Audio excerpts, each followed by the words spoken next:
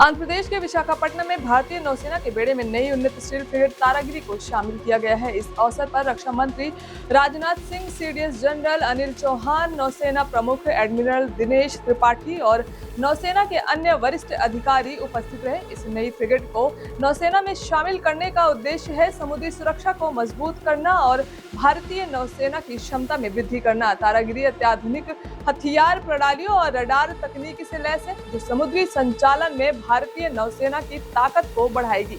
रक्षा मंत्री राजनाथ सिंह ने कहा कि यह नौसेना की शक्ति और आत्मनिर्भर भारत के लक्ष्य को आगे बढ़ाने की दिशा में महत्वपूर्ण कदम है। विशाखापट्टनम शहर हमेशा से भारत की समुद्री शक्ति का प्रतीक रहा है। आईएनएस तारागिरी की कमीशनिंग हमारे सामुद्रिक रणनीतिक लक्ष्यों के लिए महत्वपूर्ण है। भारत का समुद्र के साथ ऐतिहासिक और मजबूत संबंध रहा है।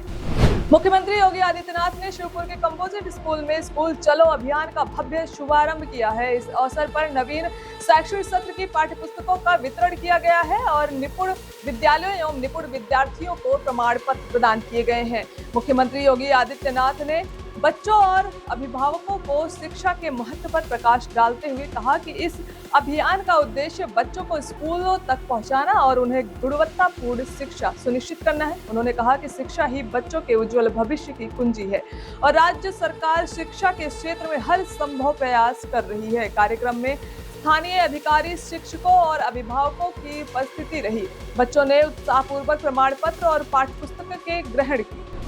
उत्तराखंड के पवित्र केदारनाथ धाम में लगातार भारी बर्फबारी हो रही है, जिससे पूरे केदारनाथ नगर पर बर्फ की मोटी चादर छा गई। मंदिर के कपाट इस साल 22 अप्रैल से खुलेंगे, लेकिन लगातार बर्फबारी के कारण आगामी तीर्थ यात्रा की तैयारियों पर असर पड़ रहा है। खराब मौसम की वजह से निर्माण कार्य, साफ सफाई और अन्य तैयारियां धीमी हो गई हैं। प्रशासन और मंदिर समिति ने कहा है कि ये मौसम की स्थिति के अनुसार यात्रियों की सुरक्षा और तैयारियों को सुनिश्चित करेंगे। भारी बर्फबारी के बावजूद श्रद्धालु मौसम सुधार होने पर जल्द ही धाम पहुंचने की तैयारी कर रहे हैं। पश्चिम बंगाल के मुख्यमंत्री ममता बनर्जी ने मालदा के मोथाबाड़ी में हुई हिंसा और न्यायिक अधिकारियों के घेराव मामले में केंद्रीय एजेंसियों पर सवाल उठाया है। उन्होंने आरोप लगाया है कि असली आरोपी फरार है, जबकि एनआईए स्थानीय लोगों को परेशान कर रही है। निर्दोष युवाओं को उठाया जा रहा है। मालदा में ही रैली के दौरान ममता ने कहा कई लोगों के नाम मतदाता सूची से हटाए गए हैं। उन्होंने पार्टी कार्यकर्ताओं से कहा कि राजनीतिक प्रदर्शन से बचे, प्रभावित लोग ट्रिब्यूनल में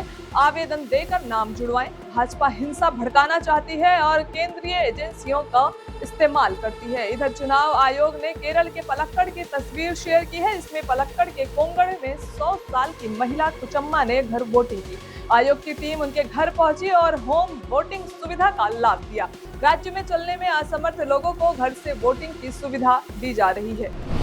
इजराइल में जारी युद्ध और तनाव लगातार जारी है। हालात के बीच वहां के लोग शांति की खोज में उत्तराखंड के अल्मोड़ा में पहुंच रहे हैं। यहां पर स्थिति कसार देवी क्षेत्र इजरायली टूरिस्टों के लिए ऐसा सुरक्षित और शांत ठिकाना बना हुआ है, जहां वे कुछ समय के लिए युद्ध के माहौल से दूर सुकून के पल बिता रहे हैं। हर साल की तरह इस बार भी इजरायली पर्यटक यहाँ पहुंचे हैं। हालांकि इस बार उनकी संख्या पहले के मुकाबले कम है। वीकेंड के दौरान जहाँ पहले 250 से 300 विदेशी पर्यटक पहुंचते थे, वहीं अब यह आंकड़ा घटकर करीब 100 से 120 के बीच रह गया है। इसी बीच इजरायली समुदाय का प्रमुख धार्मिक पर्व पासओवर भी इन दिनों चल रहा है, जो 1 अप्रैल से 9 अप्रैल तक चलेगा। पाकिस्तान से भारत आई सीमा हैदर ने अपने बेटे का नाम भारत रखा है। गुरुवार को नोएडा के रबुपुरा स्थित घर पर बेटे का नामकरण किया गया। नामकरण संस्कार के पहले सीमा ने जागरण कराया। इसके बाद कुआं पूजन किया। डीजे की धुन पर नाचती गाती मोहल्ले की महिलाएं पूजा के लिए निकली। घर पर भी संगीत समारोह का आयोजन किया गया है। पूजा के बाद घर वापस आते वक्त सीमा ने मीडिया से बात की।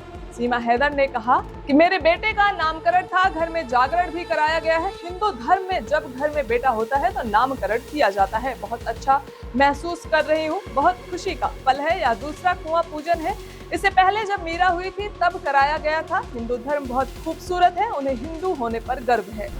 गृह मंत्री अमित शाह ने असम के गोलपाड़ा में चुनावी सभा के कहा कि राज्य में यूसीसी लागू किया जाएगा। उन्होंने कहा कि इसके बाद कोई 4 शादी नहीं कर पाएगा। यूसीसी में कांग्रेस आदिवासियों को डराती है कि आप पर भी यूसीसी लगेगी, लेकिन आदिवासियों को इससे बाहर रखा जाएगा।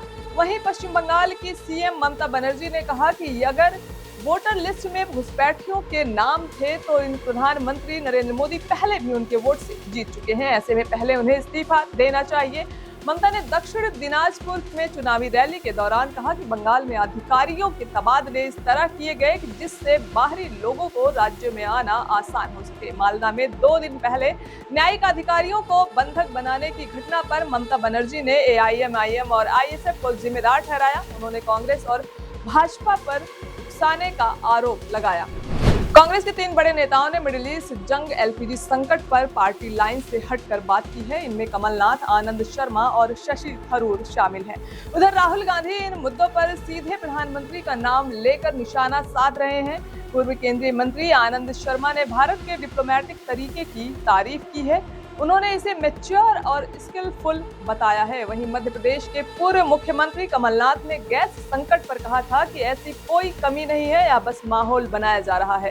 कांग्रेस नेताओं के बयान आनंद शर्मा ने 2 अप्रैल को एक्स पर लिखा, संकट से निपटने में भारत का डिप्लोमेटिक तरीका समझदारी भरा रहा। इससे संभावित मुश्किलों से बचा गया है। सरकार ने एक अप्रत्याशित और अस्थिर स्थिति में राजनीतिक नेताओं को पॉलिसी फैसलों के बारे में बताने के लिए एक ऑल पार्टी मीटिंग भी की। महाराष्ट्र के नासिक जिले में कार के कुएं में गिरने से एक परिवार के 6 बच्चों समेत 9 लोगों की मौत हो गई है। हादसा शुक्रवार रात करीब 10 बजे डिंडोरी शहर के शिवाजी नगर इलाके में हुआ। पुलिस अधिकारियों ने बताया कि पीड़ित परिवार एक बैंक्वेट हॉल में फंक्शन में शामिल होने के बाद घर जा रहे थे।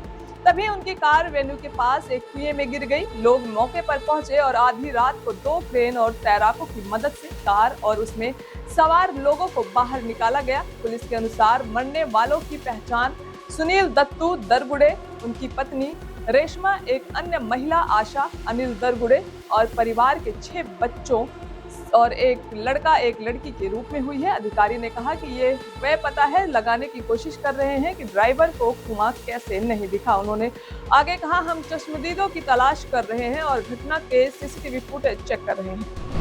दिल्ली, एनसीआर, पंजाब, हरियाणा और जम्मू कश्मीर में शुक्रवार रात को भूकंप के झटके महसूस किए गए। भूकंप का केंद्र अफगानिस्तान का हिंदुकुश था। अफगानिस्तान में भूकंप के 8 लोगों की मौत हो गई है। सभी मृतक एक ही परिवार के थे जिनकी मौत घर गिरने से हुई है। भारत में फिलहाल नुकसान की खबर नहीं आई है। पंजाब, चंडीगढ़ और हिमाचल में रात 9:46 पर भूकंप के झटके महसूस किए गए। घबराए लोग घरों से बाहर आ गए।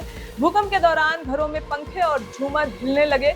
लोगों ने इसके वीडियो बनाकर शेयर किया। पठानकोट के भुल्ला चौक बाजार से घर में लटकाए तालों के हिलने का वीडियो सामने आया है। ये वीडियो घर के मालिक अनमोल शर्मा ने बनाया है। अभी नुकसान के बारे में कहीं से कोई आधिकारिक पुष्टि नहीं हुई है।